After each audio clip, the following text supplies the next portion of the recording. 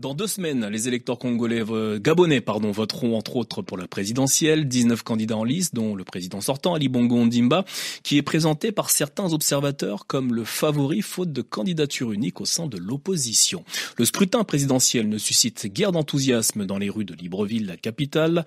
Pourtant, la campagne présidentielle a bel et bien commencé. Alors, comment expliquer ce faible engouement? Yves-Laurent Goma a posé la question à certains Librevillois.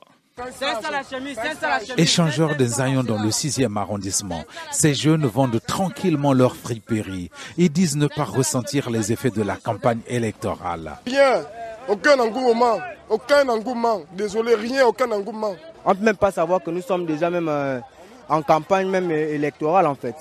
Ça ne bouge pas, sinon on ne voit pas vraiment l'engouement.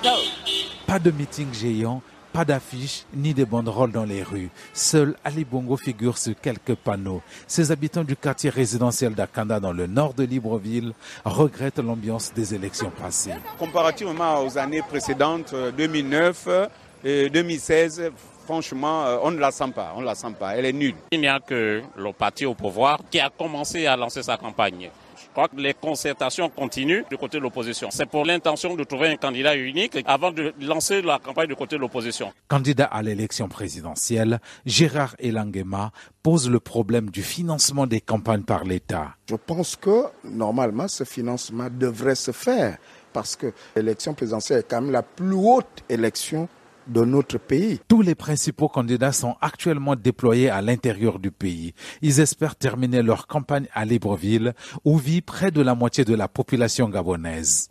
Yves-Laurent Goma,